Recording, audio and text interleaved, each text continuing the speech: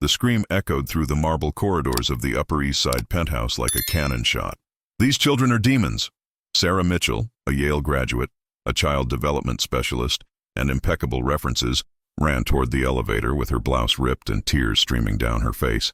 Behind her, a Barbie doll flew across the room, followed by the diabolical laughter of three little tyrants. She was the 12th nanny in 6 months. Mrs. Coleman, the housekeeper, observed the same ritual of despair for the 12th time. Each woman arrived confidently, glossy resumes in hand, diplomas framed in mind. Each woman fled as if fleeing a fire. Amanda Porter had lasted only 4 hours. She complained about insults. Dumbass, stupid, ugly. Emma Thompson lasted 2 days until she found hamster feces in her breakfast, by accident, according to the 8-year-old. Maria Gonzalez, who spoke 5 languages, left when the 6-year-old yelled that people like her were only good for cleaning toilets. The $15 million apartment became a graveyard of destroyed reputations. Nanny agencies were already charging extra fees. Harrison case, they whispered in the elite caregiving market. Some refused to send applicants. Others sent only the desperate. Mr.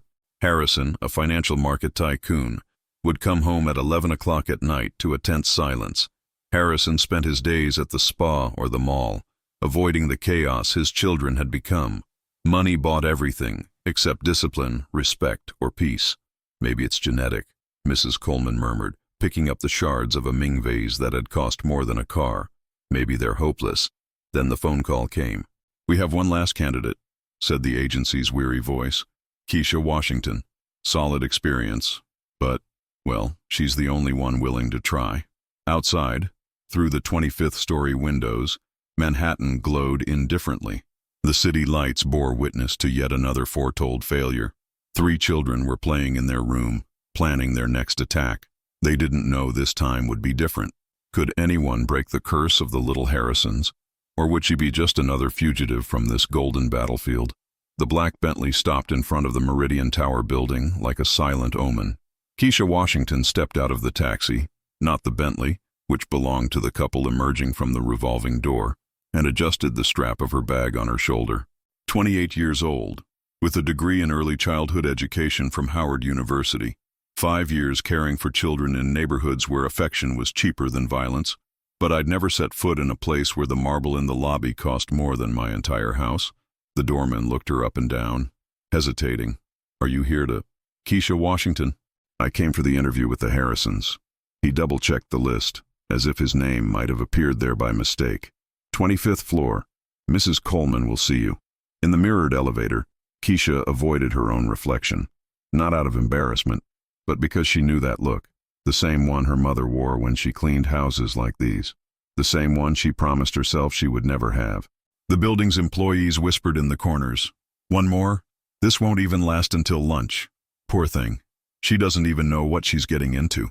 Coleman greeted her at the door with a smile that didn't reach his eyes. Experienced enough to know that hope was a dangerous luxury in that house.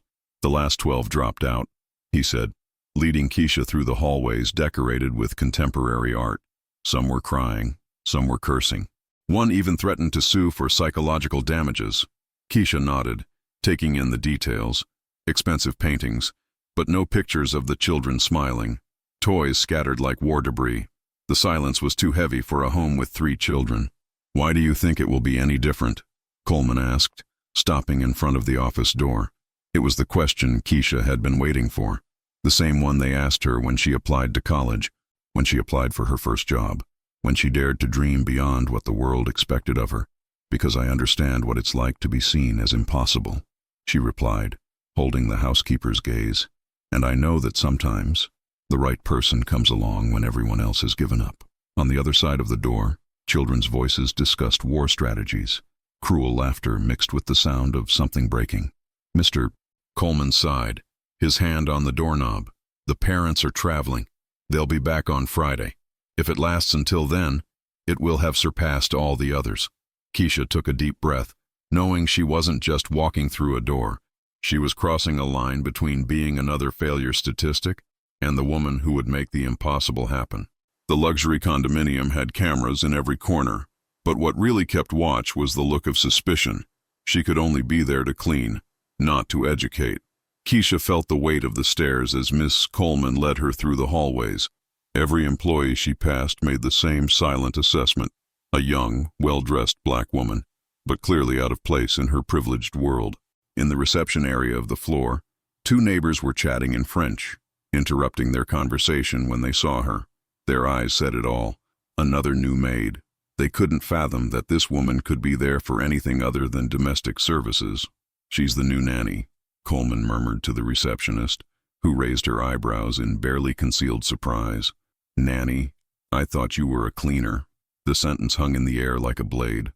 Keisha swallowed the lump in her throat, remembering her Howard teacher's words. "They'll always try to put you in the box they know. Your revolution lies in breaking that box." In the elevator, a man in an Italian suit looked at her and automatically pressed the button for the basement. "Laundry? 25th floor?"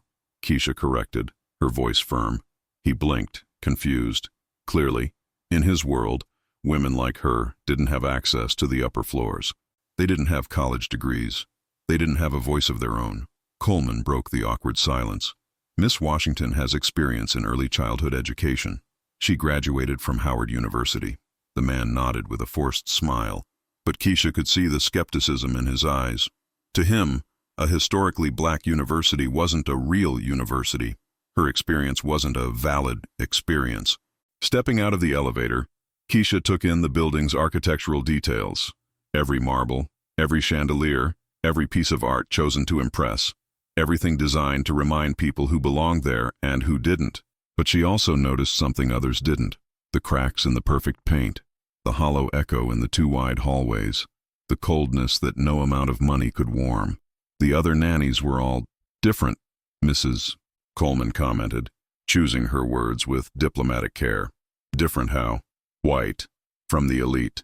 Keisha smiled inwardly, as if human worth could be measured by skin color or the last name on a diploma. If they expected her to fail because she didn't have the right profile, they didn't imagine that precisely because of that she could be exactly what those children needed, someone who knew firsthand the weight of judgment and the strength needed to overcome it. She remembered the times her own childhood had been silenced. Now she saw the same abandonment in the children's eyes, but coated in gold. Keisha stopped in front of the children's room, her hand hesitating on the doorknob. On the other side, high-pitched voices plotted her destruction as naturally as other children plotted pranks. "Let's put glue in her hair," a female voice whispered. "Or get paint on your clothes," added an older male voice. "She's going to cry like the others," laughed the youngest. For a moment, Keisha was no longer on the Upper East Side. She was back at 8 years old, in Brooklyn Public School, hearing similar whispers. "She's different. Her hair is weird. Her clothes are cheap."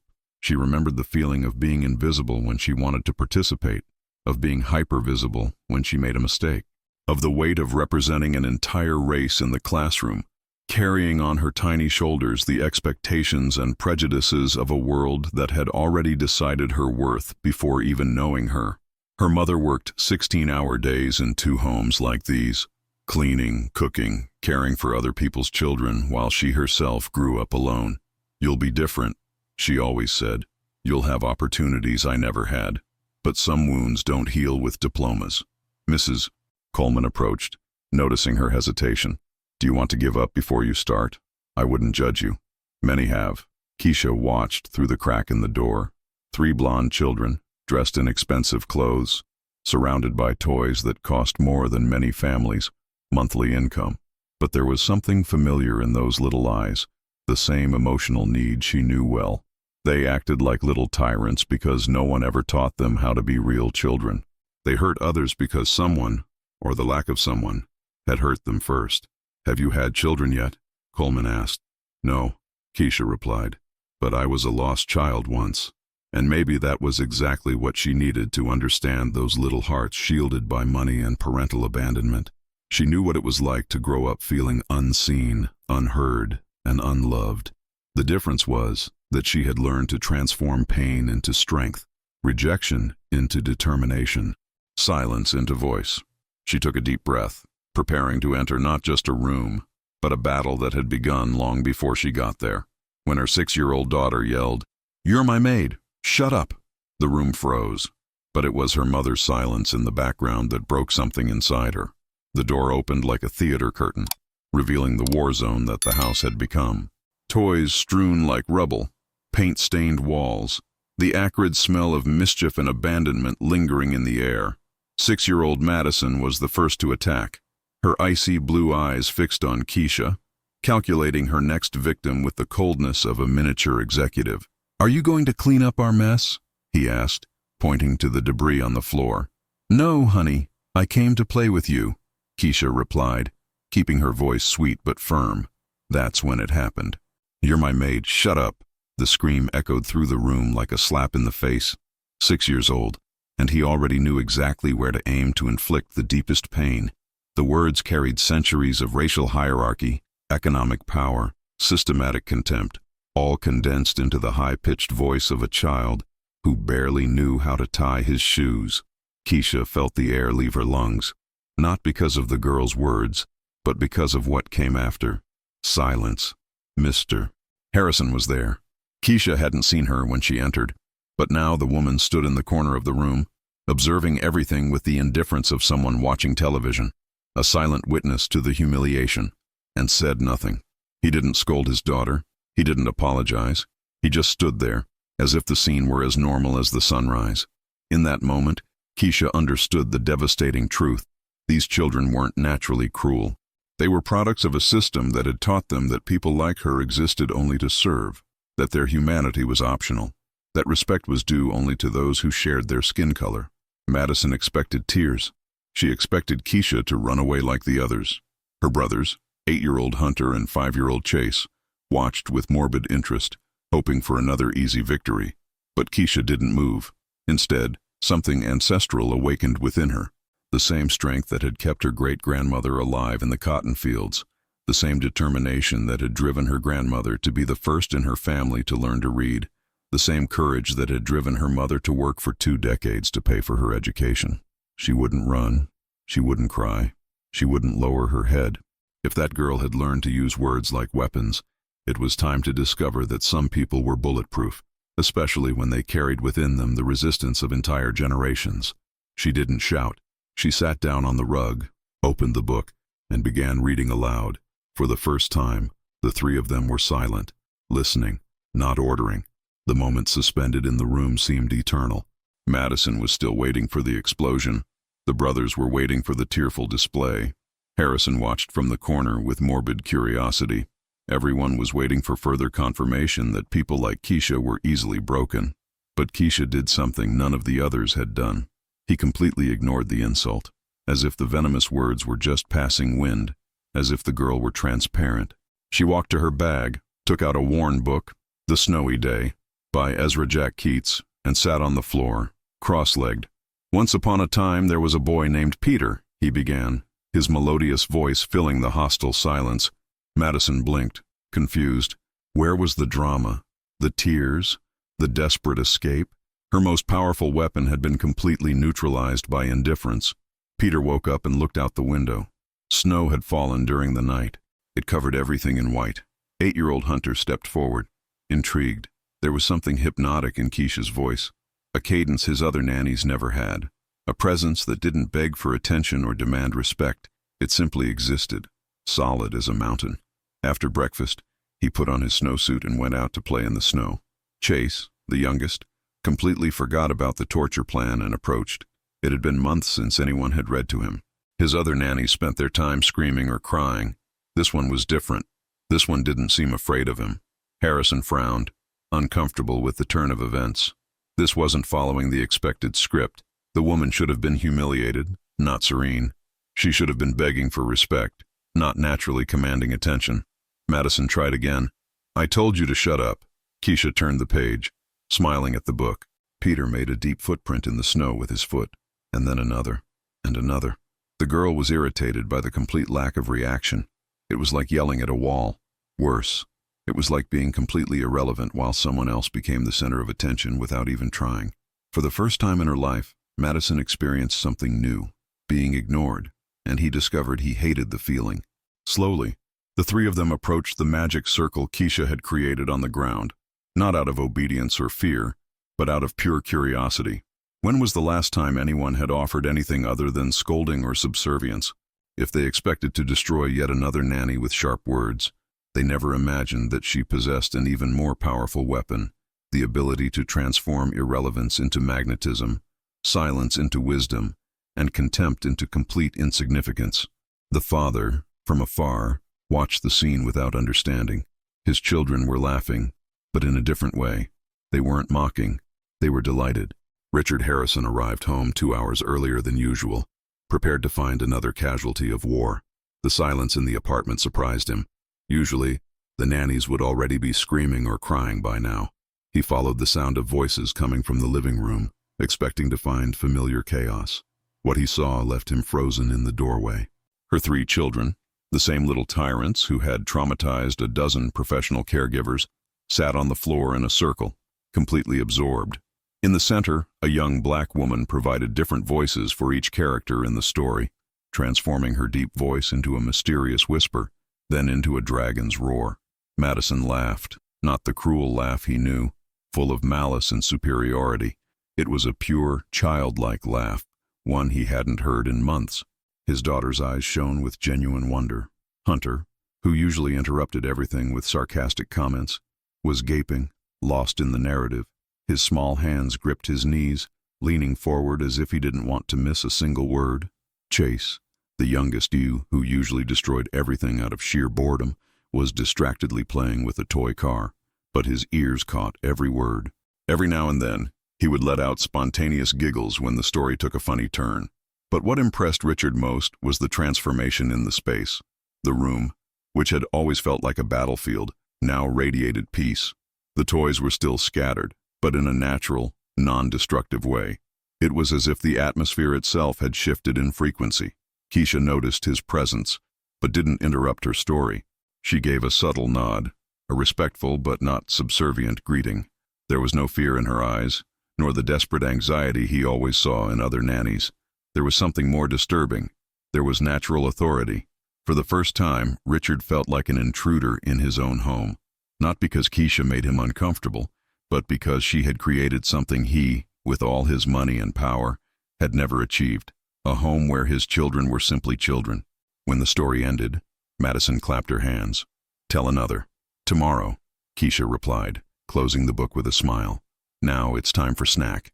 And they obeyed. No tantrums, no negotiation, no drama. Richard watched his children follow Keisha into the kitchen like ducklings following their mother, and a nagging question echoed in his mind.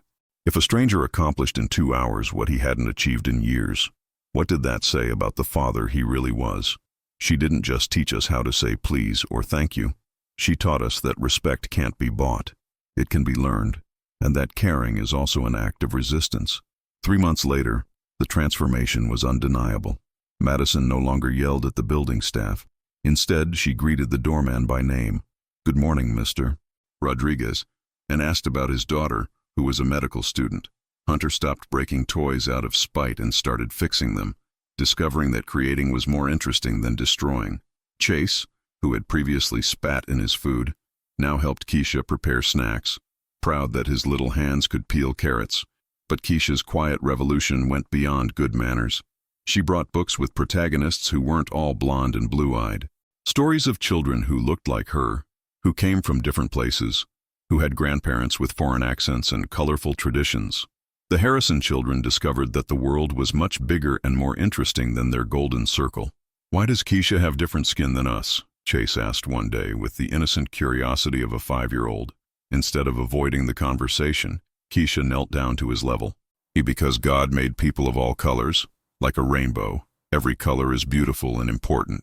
"Just like crayons," Madison exclaimed. "You need them all to make a nice drawing." Richard and Catherine Harrison observed these interactions from afar, initially uncomfortable with the casualness of the conversation about racial differences. In their world of white privilege, these topics were avoided, not explored. But there was something liberating about Keisha's honesty. She didn't pretend differences didn't exist. She taught children to celebrate them. The other mothers in the condominium began to notice. "How did she do it?" they whispered in the elevator. "What method does she use?" The answer was simple and revolutionary: authentic presence. Keisha didn't try to mold the children into her own image. She saw their true selves beneath the layers of emotional neglect. and taught them to see the same humanity in others. When Madison tried to boss the cleaning staff around, Keisha would ask, "How would you feel if someone spoke to you like that?" When Hunter made fun of a different child at the park, she told stories about how everyone has something special inside, regardless of their outward appearance. She planted seeds of empathy in soil that had been hardened by privilege and parental absence. Mrs. Coleman watched in amazement. "In 40 years of working for wealthy families, I've never seen anything like this," she confessed. "You're not just caring for these children, you're saving them." Keisha smiled, remembering her grandmother's words. "True love is revolutionary, girl. Always has been." If the system expected her to be just another invisible employee, they didn't count on the fact that she carried within her the ancestral power to transform wounds into healing, prejudice into understanding, and small, lost hearts into future leaders of change. Years later, a photo in the mansion's frame showed 4 people, 3 grown children and a black woman in the center, with the same book on her lap. 15 years passed like the turning of pages in a well-loved book. Madison Harrison Chen, at 21, was different from the girl who once shouted venomous words. A graduate of Columbia University in social work, she dedicated her summers to teaching English to immigrant children in the Bronx. "It was Keisha who taught me that privilege is responsibility," she told reporters covering her volunteer work.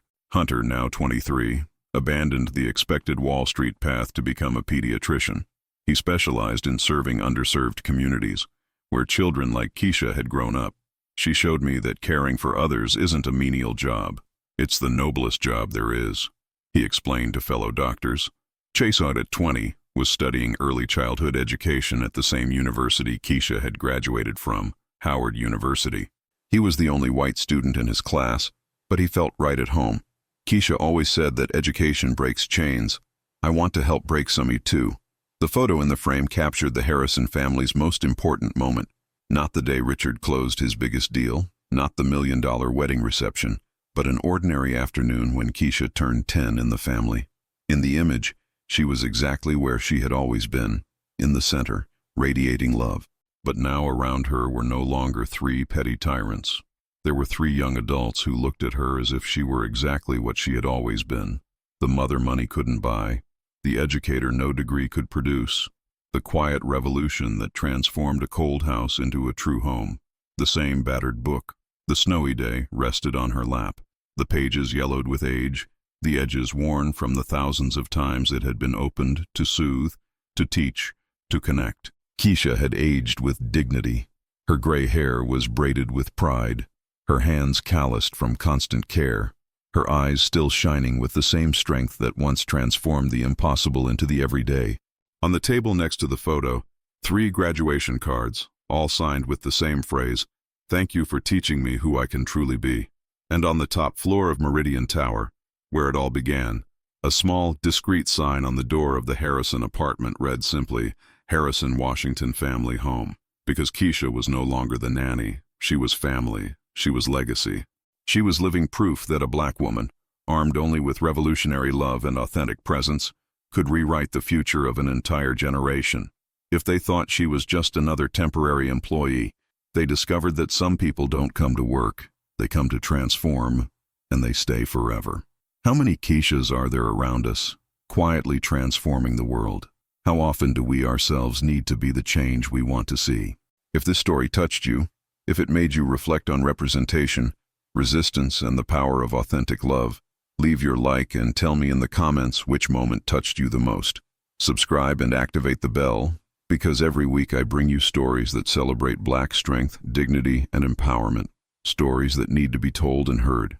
Share this video, because representation only works when it's seen, discussed, and shared. And remember, you can also make a difference in someone's life. Be the Keisha of your own world. See you in the next video.